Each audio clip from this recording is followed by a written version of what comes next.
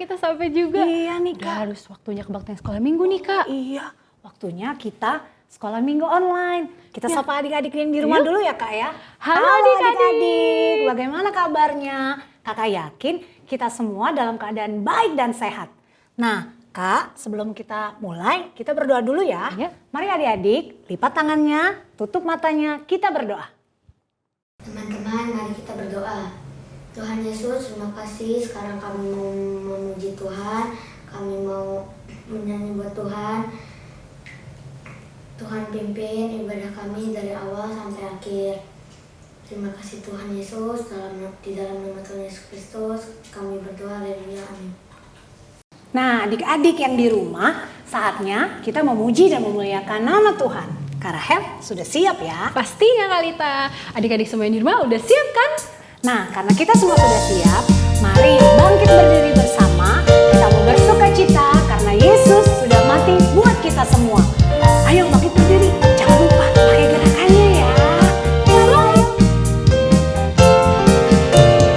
Oh, sukacitaku, param-pam-pam, sejak ku jumpa Yesusku. Oh, sukacitaku, param-pam-pam, ku temukan juru selamat. Dia mengasihi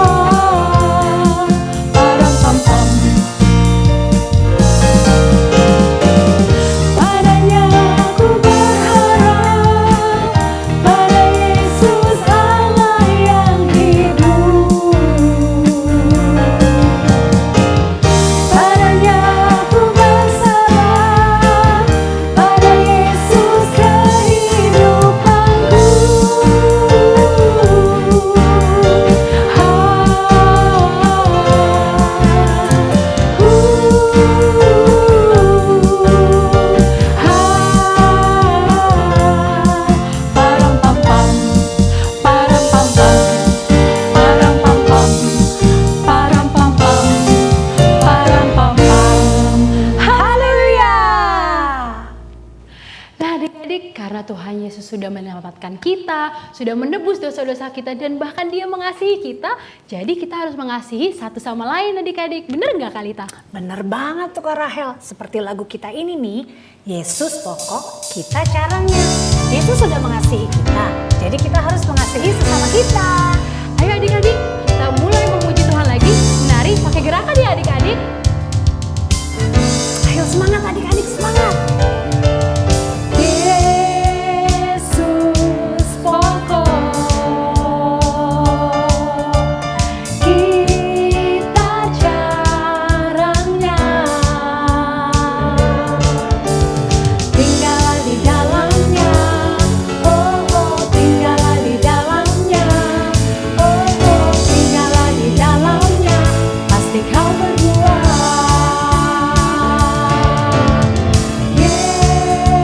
Yesus pokok, kita caranya. Tinggallah di dalamnya, oh oh, tinggallah di dalamnya, oh oh, tinggallah di dalamnya, pasti kau berbuah. Yesus cintaku, ku cinta kau. Yesus cintaku, ku cinta kau. Yesus cinta semua. Yesus cintaku, ku cinta kau. Tinggallah di dalamnya, oh oh, tinggallah di dalamnya, oh oh, tinggallah di dalamnya, pasti kau berbuah.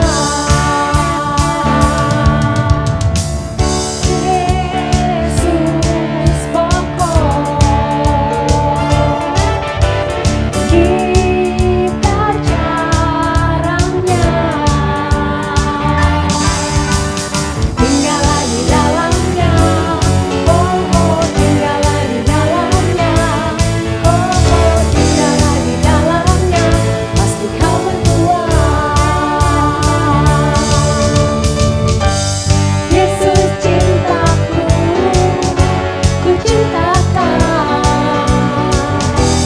Yesus cinta semua. Yesus cintaku, ku cinta kau. Tinggallah di dalamnya, oh oh, tinggallah di dalamnya, oh oh, tinggallah di dalamnya, pasti kau berbuah. Adik-adik nyanyi lagi ya, Yesus cintaku. Yesus cintaku, ku cinta kau. Yesus cinta semua.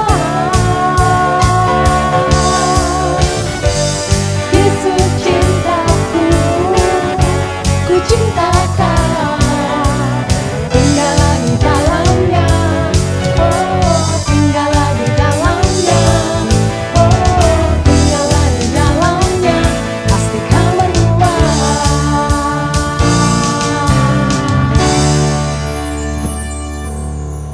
Adik-adik yang di rumah, kita sudah memuji memuliakan Tuhan. Sekarang saatnya kita mau dengarkan firman Tuhan. Kita mau memuji, menyembah Tuhan. Kita mau meninggikan Tuhan. Kita mau menyembah Tuhan.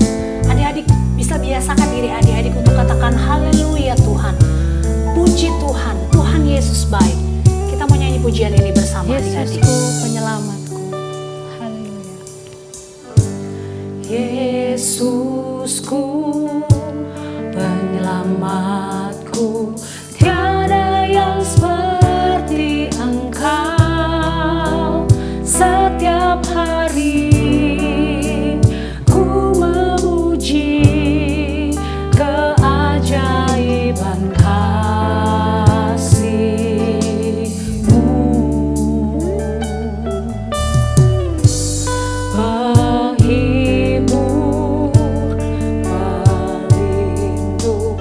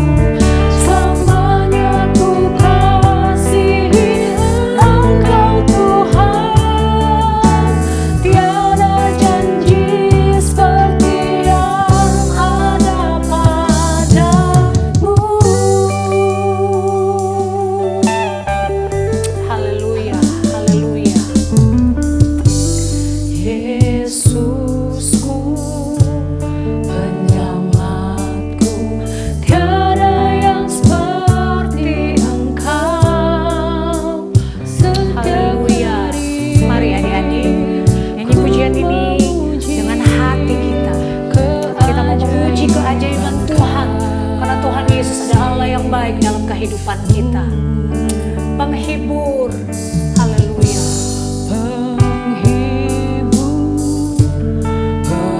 Pelindung, menara kekuatan, biarlah semua yang bernafas tak berhenti menyembah-Mu. Kita boleh angkat tangan kita untuk menyembah Tuhan.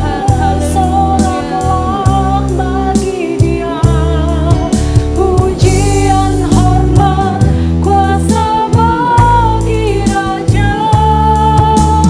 Gunung gunduk, laut bergelora mendengar nama-Mu. Ku bersuka atas perbuatan-Mu, selamanya ku kasihi Engkau Tuhan. Tiada janji seperti yang ada padamu.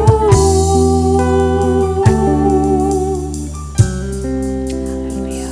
Kita tundukkan kepala, kita akan bersiap untuk berdoa masuki firman Tuhan. Mari kita berdoa. Tuhan, kami sudah memuji-Mu. Sekarang kami mau mendengarkan firman Tuhan. Buat kami mengerti dan taat Tuhan. Dalam nama Tuhan Yesus kami berdoa dan mengucap syukur. Amin. Puji Tuhan, adik-adik yang dikasihi dan diberkati Tuhan Yesus Kristus. Kembali kita akan merenungkan firman Tuhan dengan mempelajari seorang tokoh dalam Alkitab yang bernama Nuh. Nah, kalau sudah berbicara tentang Nuh, paling adik-adik sudah ingat apa yang namanya bahtera atau air bah. Bahkan kan ada lagunya tuh, Nabi Nuh dan istrinya dan seterusnya. Adik-adik paling sudah pernah mendengar kisah tentang Nuh. Tetapi di saat ini, nah, ada satu nilai, ada satu hal yang perlu kita pelajari untuk kita mengerti dan kita belajar melakukannya. Seperti apa yang sudah dilakukan Nuh. Mari, kakak mengajak semua adik-adik membuka Alkitabnya. Kita akan melihat kisah Nuh ini yang terdapat di dalam kitab Kejadian, pasalnya yang ke-6, ayatnya yang ke-9 sampai ayatnya yang ke-22. Nah, adik-adik nanti bisa baca semua ayatnya ya.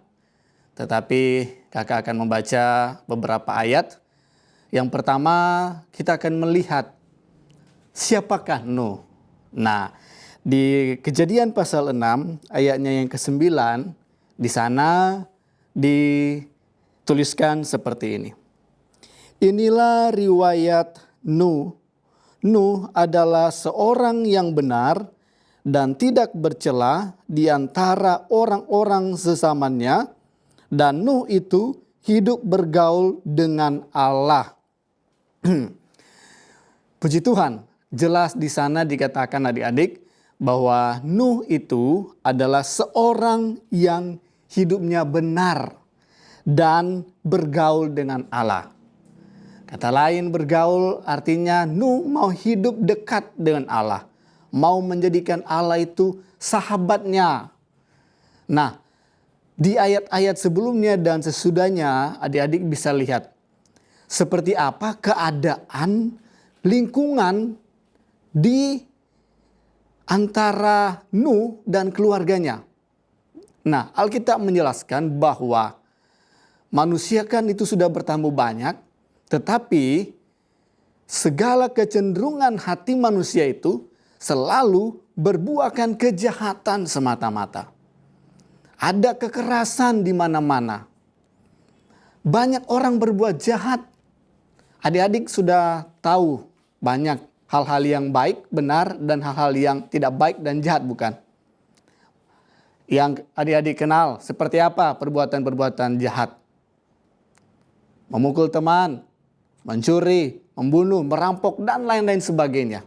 Di saat itu kejahatan sudah begitu besarnya terjadi.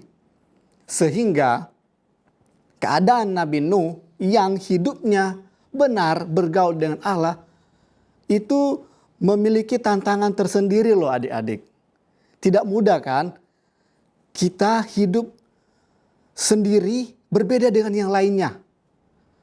Mau hidup baik, mau hidup benar di dalam dunia yang semakin jahat ini tidak mudah adik-adik, sulit. Tetapi dengan hidup dekat dengan Allah, dengan hidup bergaul bersahabat dengan Allah, jelas di sini kita akan melihat Nuh itu bisa hidup benar. Tidak bercela ia di orang-orang sesamanya yang melakukan begitu banyak kejahatan. Kita pun adik-adik harus belajar untuk mau hidup baik, hidup benar. Walaupun teman-teman kita mungkin di sekolah nyontek, berkata-kata kasar, tapi kita mau hidup jujur. Perkataan kita tidak berkata-kata kasar, jorok. Kita mau hidup baik, hidup benar sebagai anak-anak Tuhan. Amin adik-adik. Betul sekali. Memang kita harus belajar hidup seperti Nuh. Nah, dengan manusia yang begitu banyak dan selalu berbuat jahat, Allah sedih dan mau memusnahkan semua manusia dan segala yang ada di dalam dunia ini. Tetapi Allah memiliki rencana untuk menyelamatkan Nuh dan keluarganya yang percaya kepada Allah. Nah, di dalam perintah Allah ini kepada Nabi Nuh, ketika Allah mau memusnahkan semua manusia yang ada, Allah memberikan perintah kepada Nabi Nuh. Nah, di ayat-ayat selanjutnya, di pasal 6, ayatnya yang ke-14 sampai ayatnya yang ke-16, kita akan melihat seperti apa perintah Tuhan kepada Nabi Nuh untuk dia lakukan. Buatlah bagimu sebuah bahtera dari kayu gofir. Bahtera itu harus kau buat berpetak-petak dan harus kau tutup dengan pakal dari luar dan dari dalam. Beginilah engkau harus membuat bahtera itu, 300 hasta panjangnya, 50 hasta lebarnya, dan 30 hasta tingginya. Buatlah atap pada bahtera itu, dan selesaikanlah bahtera itu sampai sehasta dari atas, dan pasanglah pintunya pada lambungnya. Buatlah bahtera itu bertingkat bawah, tengah, dan atas. Bahtera kan itu adik-adik, kalau adik-adik tahu kan itu perahu atau kapal yang besar yang diperintahkan Tuhan untuk dibuat oleh Nabi Nuh. Karena apa? Dengan bahtera yang akan dibuat, semua Nabi Nuh dan keluarganya dan hewan-hewan yang diperintahkan Tuhan itu diselamatkan dari air bah. Air bah itu artinya apa adik-adik?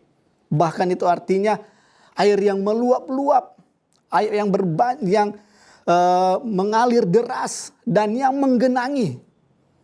Itu adik-adik sudah dengar ya, tahu kisahnya.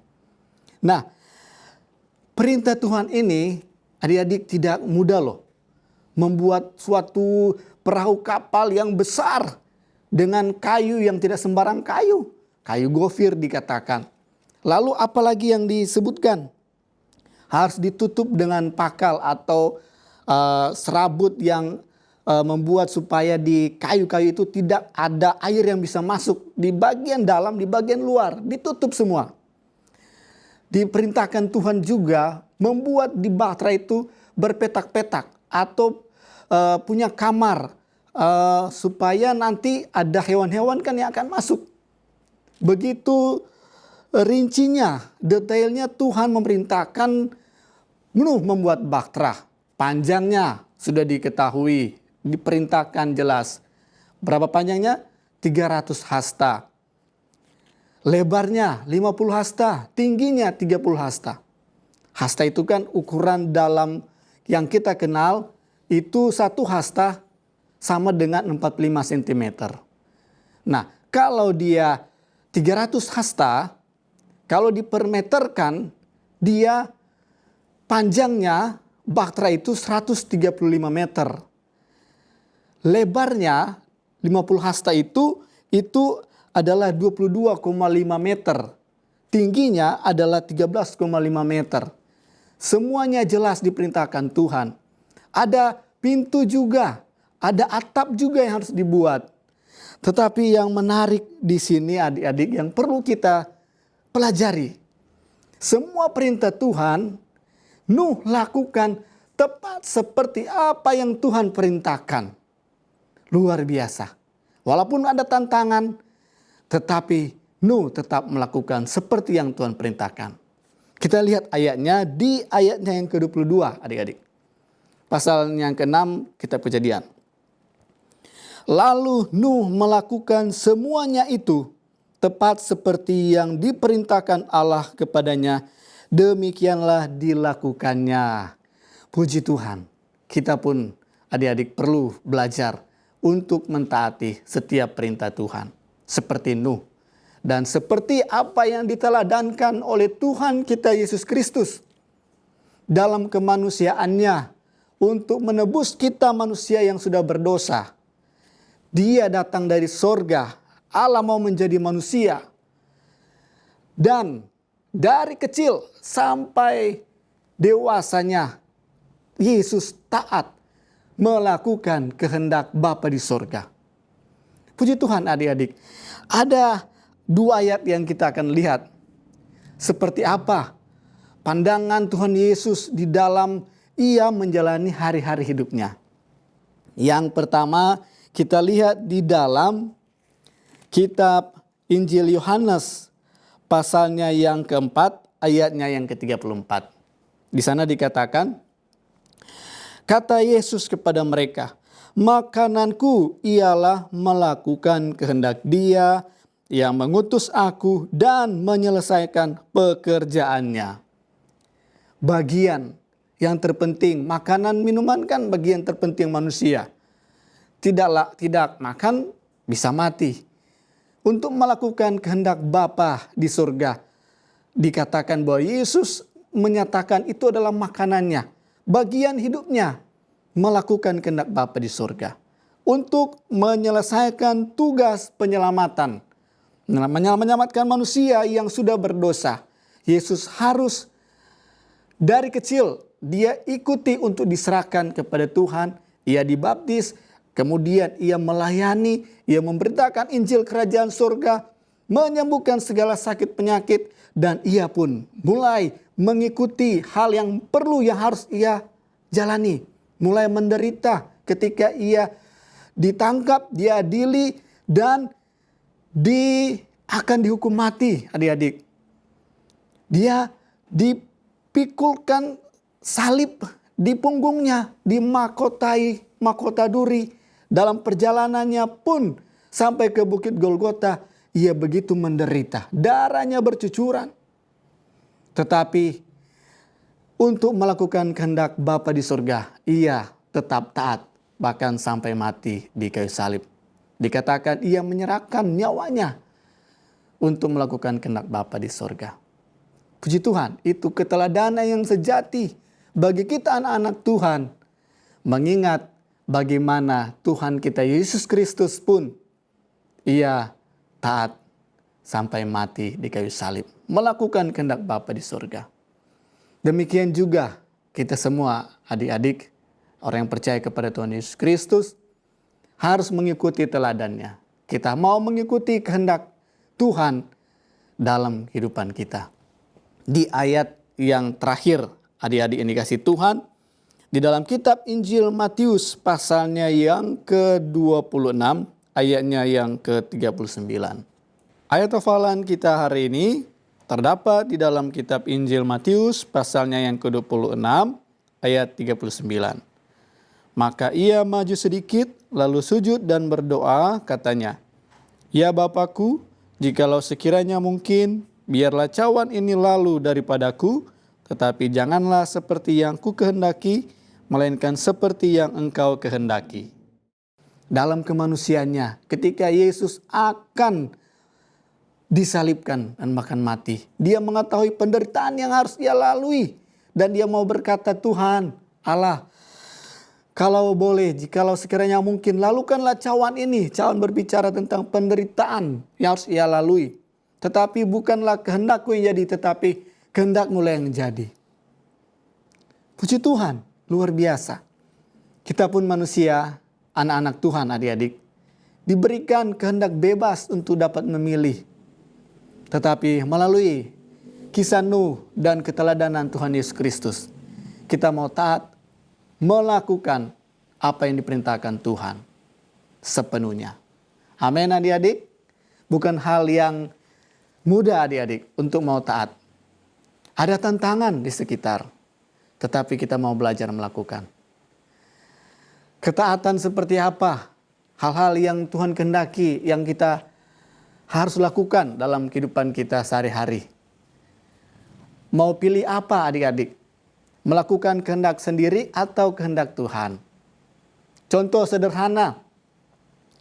Dari kita bangun pagi, adik-adik mau memilih melakukan apa? Mau langsung bangun dan tidur lagi? Atau mau langsung bermain? Atau mau berdoa? Memuji Tuhan, bernyanyi, bersyukur kepada Tuhan. Adik-adik kan sebagai murid di sekolah, ada tugas yang diberikan kan, walaupun sekarang sekolah online kan ada tugas. Adik-adik mau melakukan apa? Menyelesaikan tugasnya atau mau diam saja, bermain, malas-malasan dan sebagainya. Tetapi kita mau belajar untuk melakukan apa yang kita harus lakukan. Amin. Mendengarkan perintah nasihat orang tua, guru-guru. Ikuti, walaupun mungkin sulit, menderita, tetapi melalui firman Tuhan di siang hari ini, kita melihat bagaimana demikian dengan keadaan Nuh, Tuhan Yesus Kristus mau melakukan apa yang Tuhan kehendaki, demikian kita pun mau melakukan apa yang Tuhan kehendaki dengan sepenuhnya. Saat ini kita masih ada dalam lingkungan yang tidak mudah, pandemi COVID-19. Ingat juga peraturan pemerintah 3M, memakai masker, mencuci tangan, menjaga jarak, itu pun kita harus belajar lakukan. Puji Tuhan adik-adik. Demikian renungan firman Tuhan di saat ini. Tuhan Yesus memberkati adik-adik semua dan kita satu di dalam doa. Ya Tuhan Allah kami yang bertahta dalam kerajaan surga, terima kasih buat renungan firman-Mu melalui kisah seorang Nuh, keteladanan Tuhan Yesus Kristus yang mau melakukan kehendak Bapa di surga. Kami pun sebagai anak-anak Tuhan mau mengikuti perintah-perintah Tuhan dalam firman Tuhan. Semua kehendak Tuhan yang harus kami lakukan, kami mau belajar melakukannya. Walaupun mungkin sulit, walaupun ada tantangan, penderitaan, tetapi kami mau belajar melakukan. Kami mau melakukannya dengan kekuatan Tuhan. Kami yakin di dalam kami menjalani hari-hari hidup dekat dengan Tuhan, bergaul dengan Tuhan, menjadi sahabat Tuhan. Ada kekuatan Tuhan, ada pimpinan Tuhan bagi kami anak-anak Tuhan. Puji Tuhan, terima kasih meteraikan firman-Mu dalam hati kami semua adik-adik yang di rumah yang sudah menyaksikan firman Tuhan ini. Tuhan memberkati dalam usia mereka yang masih muda sampai dewasa. Biarlah mereka mau senantiasa taat melakukan firman Tuhan. Terima kasih Tuhan. Berkati adik-adik semua mereka yang di rumah, makan keluarga mereka, orang tua, kakak beradik mereka. Tuhan memberkati. Tuhan tolong sehat-sehatkan mereka, jauhkan dari segala mara bahaya, niat jahat orang, sakit penyakit. Mereka hidup dalam perlindungan Tuhan, dalam berkat-berkat Tuhan. Berkati juga ya Tuhan, pemerintah kami dari pusat Bapak Presiden Jokowi, semua jajarannya, dengan hikmat Tuhan, mereka dapat melaksanakan tugas mereka dengan baik. Berkati juga Bapak Gembala kami, Opa Hani Mandei, Di usianya yang lanjut, Tuhan berikan kesehatan, kekuatan, penghiburan dari Tuhan. Berkati semua umat Tuhan dimanapun mereka berada. Makasih ya Tuhan, ini doa syukur kami. Terima kasih buat ibadah ini. Terima kasih buat renungan firman Tuhan. Kami terima di dalam nama Tuhan Yesus Kristus. Dan kita semua yang percaya bersama berkata, Amin. Tuhan Yesus memberkati.